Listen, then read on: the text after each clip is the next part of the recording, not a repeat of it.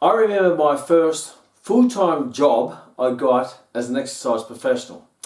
Well, back in those days, it was back in the 80s, we called them gym instructors because personal training didn't actually exist. And I was very proud, and I just finished my degree, and during my degree I had a number of part-time positions as gym instructors in different gyms, and those gyms were more bodybuilding type gyms because back in the 80s that's how the fitness profession started, pretty much with the bodybuilding gyms. Then came in the aerobics, and later gyms became more professional. We started calling them health clubs, and now they are what they are today. But my first position as a full-time gym instructor, and I was called to my first staff meeting, and I was the new kid on the block, and there were a whole bunch of other people who were gym instructors. Now, I had a university degree, which is very rare in those days because there's only a small number of universities running a exercise science degree. I did a Bachelor of Human Movement Studies, and so Deb McCoy, the manager, was quite proud that she had a person on her team who had a degree, where all the rest didn't necessarily have any degrees, any qualifications, and at best a 1 weekend or maybe a 2 weekend fitness leader program or fitness leader certificate. And I'd been there for a short period of time, and she was going around and she was asking questions about the staff and how we're all going, and then she asked me a question about a program that I'd written and asked me to explain to the group why I'd prescribed that exercise. And I felt a little bit pressured, a little bit under the hammer, a little bit insecure, and a little bit defensive because I felt that she was questioning my exercise as if there was something wrong with it. So in my defensive mode, I explained in a very unanatomical, biomechanical, physiological point of view why I prescribed that exercise. And if you're wondering what it was, I was doing an incline alternating dumbbell bicep curl with rotation. And I didn't really know what to say. I knew they wanted some form of intellectual answer to, and the best I could come up with was something which I'd read in the old Muscle and Fiction magazines back in those days, because I did have a background in bodybuilding and bodybuilding gym. So I just came up with something that sounded quite impressive, but also confusing. So confusing that it would confuse them that they wouldn't know what I was talking about, therefore they couldn't question what I was talking about. So I thought I'd just confuse them, and that way it would get them off my back. So I came up with, well, when you're on the incline, that lengthens the bicep, and as you go back, it lengthens the bicep, training in the full lengthened position. As you come up, you need to rotate to get the peaking contraction at the top, and then you've got to pronate all the barrel the way in the back to get the lengthening, and that's where you're going to work the bicep through the full range, not just through the partial range, and work the full bicep, not just parts of the bicep. And it sounded very impressive, and Deb McCoy said, wow, thank you so much for explaining that. And they took the bait. You know, they believed what I just said, and I didn't really know what I really said, but it just sounded impressive. And I sort of got bits and pieces from different magazines or things that I'd heard, pieced them all together into a big explanation, threw it out there, and I got away with it. And first of all, they said, wow, you know, that's why you've got a Bachelor of Human Movement Studies. That's why you have on our team. You're going to be the head programmer and leader of this team. And what was interesting is after that, when I walked away, I sort of felt dirty. I sort of thought, wow, you know, yes, I got away with it, but, you know, I really conned my way. I just virtually lied my way out of it, and they believe what I said, and I don't even know what I said, so how can I even believe it? So that was one of those embarrassing moments where you put onto the spot and you have to justify what you're doing, and everyone expects you knew what you're doing, because not only did you have the badge as a gym instructor, but I also have letters after my name with the Bachelor of Human Movement Studies. And that sort of spurred me on. It says, yeah, I went through 3-4 years, it took me 4 years to get through university, a Bachelor of Human Movement Studies, and I came out not really remembering anything that I actually learnt in that time period, because the way I went through it, I memorised it, regurgitated it onto an exam paper to get the test ticked off, and I got the piece of paper, but I didn't actually acquire any knowledge. But more importantly, I didn't actually acquire any depth of understanding of that knowledge and the application of that in a functional way. So after that, I thought, well, if I'm going to do this, be in the exercise profession for the next 10, 20, 30, 40 years, for the rest of my life, because that was what I was passionate about, that's the only thing I loved, then best I know what I'm talking about, and best I start to understand what I'm talking about, so whatever question by my gym manager or a client or a doctor or a physio, then I can actually come up with something better than I scrapped together from muscle and fiction magazines and the bodybuilding magazines and razzle-dazzle them with confusion. And I don't want to sort of go through my profession walking on thin ice of understanding, where at any stage I could trip over and fall through the ice and fall over and trip over my own words, particularly when I eventually came up with someone who really knew what they were talking about. So that's when I decided to commit myself to learning all about anatomy and physiology. And it's interesting, I just got off the phone to one of my graduates, Brett, and well, he's not graduated yet, but he's early in the stages and he's learning his anatomy, and he just rang me out because he just could not believe what he was seeing being prescribed and performed in the gyms. He says, do these people even know what's going on? They're personal trainers or they're whatever they are, and they're given these exercises which they're not just necessarily inefficient, they're not necessarily effective, but they also can be quite dangerous. And look, and I'm not going to speak too soon because I've been there where I was just copying everyone else, looking at what everyone else is doing and just doing an average of that. And looking at the magazines and doing what they were doing, because back then we didn't have social media. But now with social media and YouTube and Facebook and Instagram, you have access to massive amounts of stuff when it comes to other people's opinions and training philosophies and training principles and programs and views.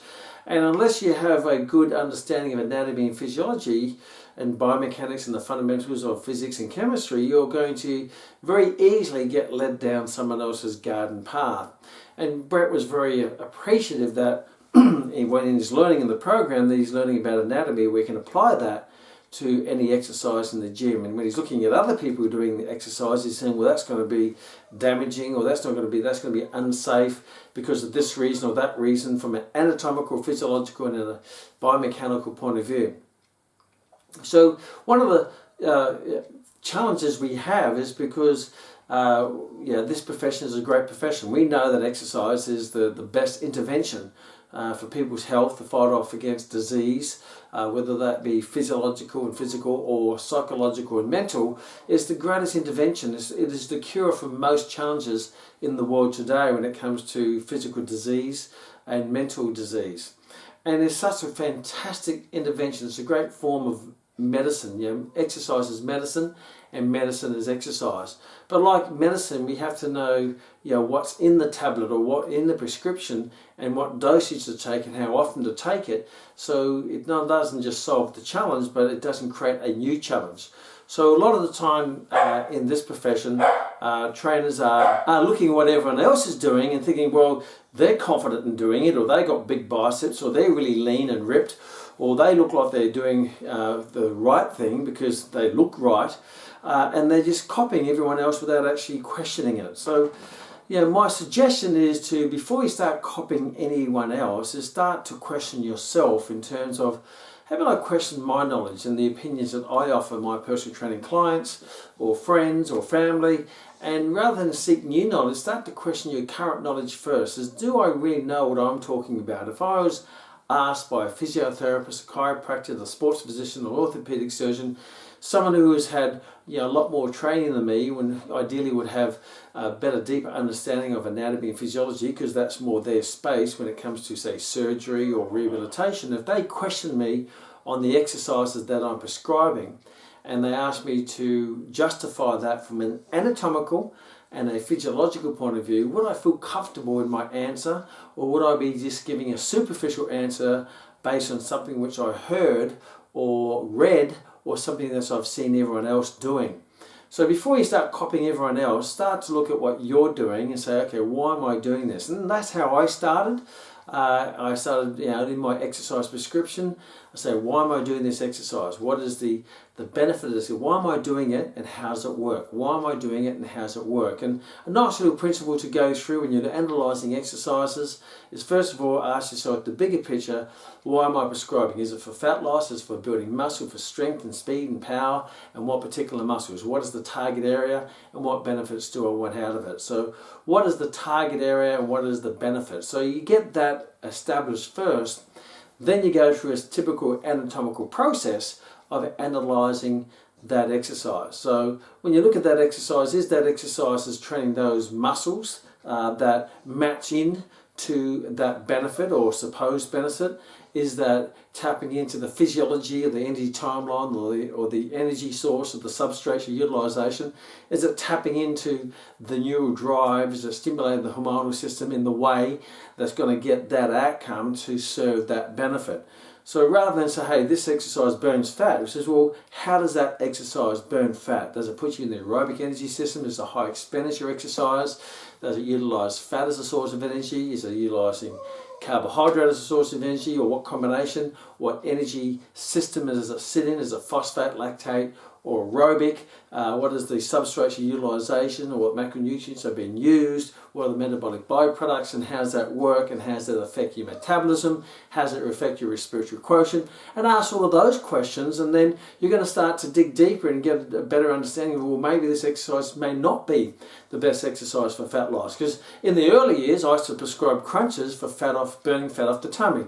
But as we know, that crunches is not an aerobic activity, it's a low energy expending activity, it's not very functional, and it certainly doesn't burn fat off the tummy, and it's certainly, now there's no such thing as spot reduction. So that was one of the examples of an exercise which was just one of those anchored type exercises in every program. You finish off with crunches to tone up your abs, burn off the fat and get a flat tummy. And from an anatomical physiological point of view, it makes absolutely no sense. Not as a anatomically incorrect, it's physiologically incorrect, and it's functionally incorrect, and it actually can be over time can be detrimental to the health of your lower back by causing that flexion, extension, compression forces on your L4, L5, S1 in your lower back.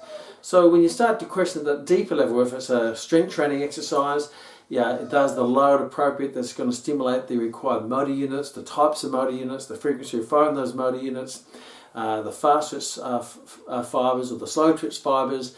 Does it have a high neural drive, and does it have a high force output development of muscular tension? Does it place the stimulus in the phosphate system, which is going to get the right stimulus to promote muscle size and strength? If you go through all those processes of digging deeper into the exercise from an anatomical physiological point of view, then it's a great way to self-educate yourself and be able to teach yourself how to analyze exercises and see them for what they are, rather than the misty dust of marketing and opinion that surrounds them that you hear in the profession. So be able to blow the dust away with anatomy and physiology and biomechanics and fundamentals of chemistry and obviously physics, then you're going to get a deeper understanding. And my suggestion is, if you're going to spend the next 10, 20, 30, 40 years doing this, then why not get a deeper understanding?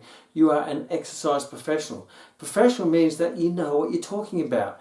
Your opinion is based on anatomy and physiology and research and science and the fundamental principles of those, and you'll be able to express them and communicate them not just to yourself but also to your clients, rather than just being the average of everyone else. And when some new trendy or fashionable exercise comes along, you grab it, you say, what's this for? And they say, this is great for power, or this is great for function, or this is great for stability, this is great for bodybuilding, this is great for toning. And you just believe it rather than say, okay, let's take that toning or power or strength and what are the things that make up that? And what is toning, and what is strength, and how's it measured, and how's it created in the body?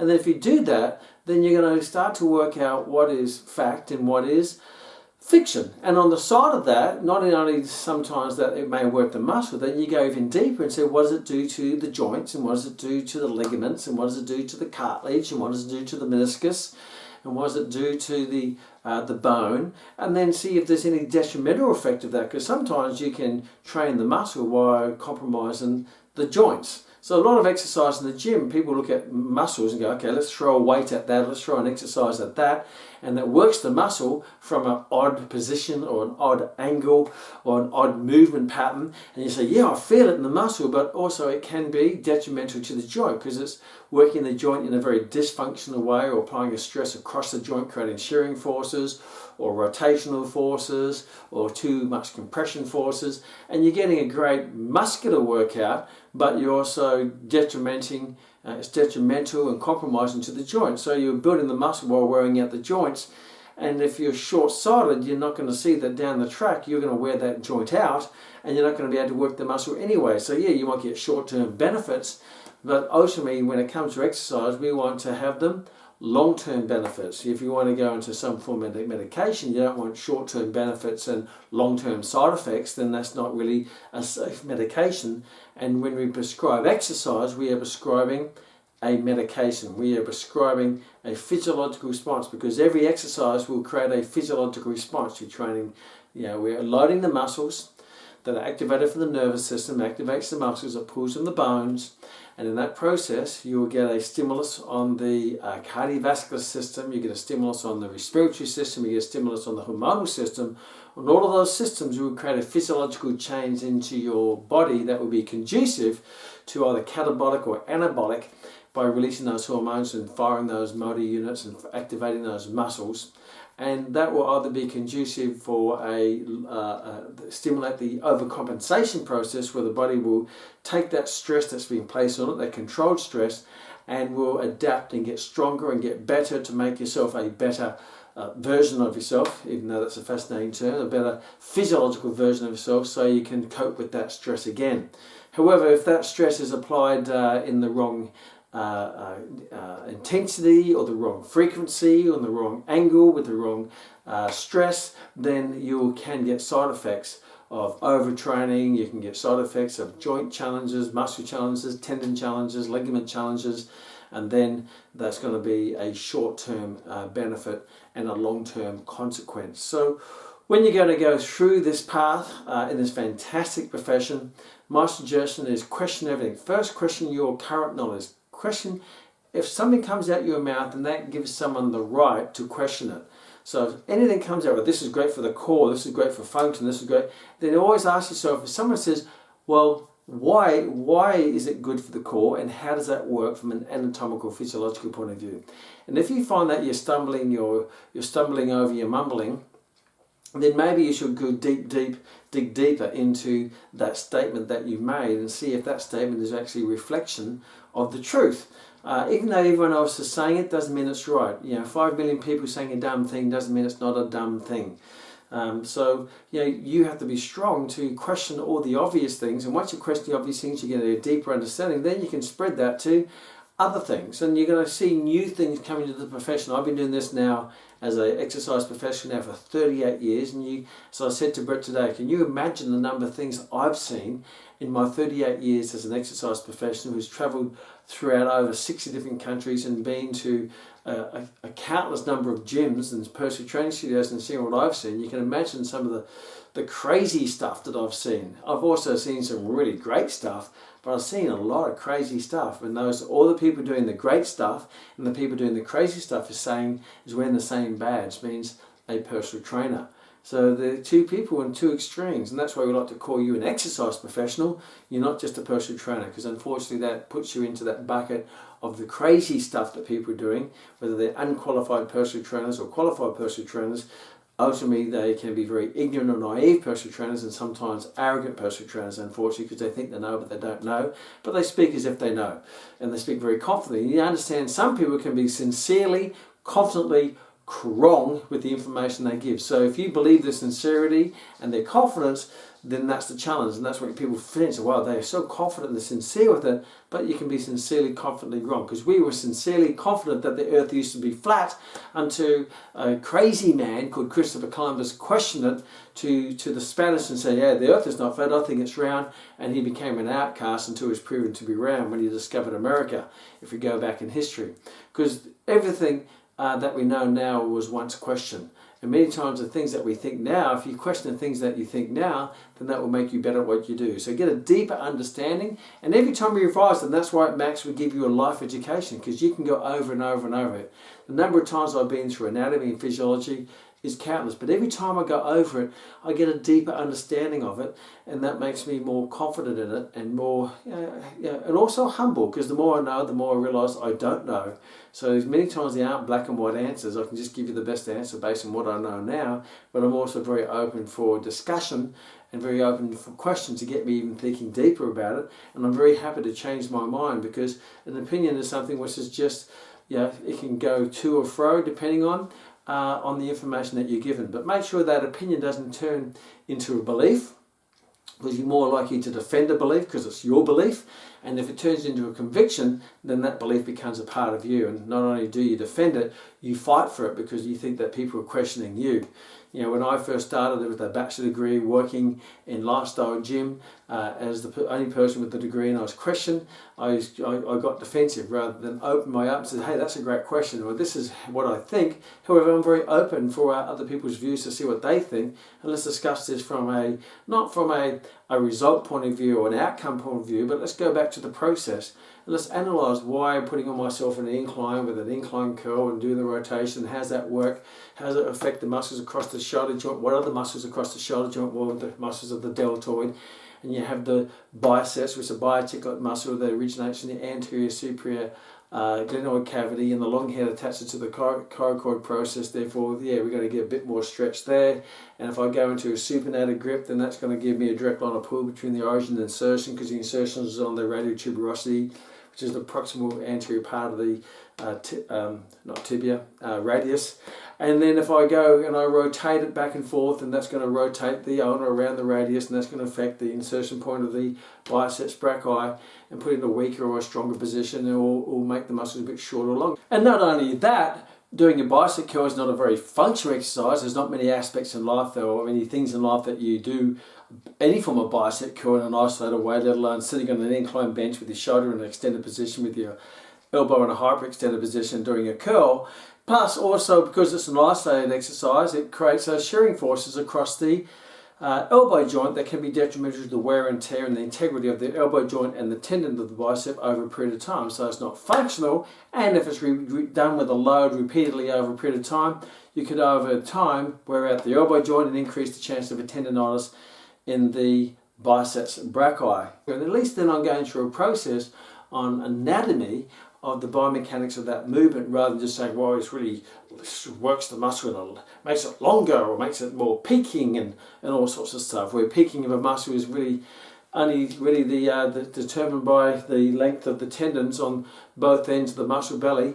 And so people who have longer tendons will have more of a peak, and people with shorter muscle tendons will have a more lengthened muscle belly, which means they're not going to get as much of a peak. Can I change that? No, because that goes against one of the characteristics of muscle, which is the elasticity of the muscle. You can lengthen and shorten a muscle, but it will always return to its resting shape and length.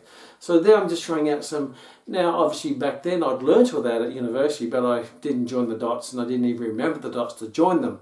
So it's important to really know those things, because then that's going to help you in evaluating and analysing exercise, whether it be a strength training exercise or a cardiovascular exercise or a functional exercise or a stretching exercise or a sporting exercise.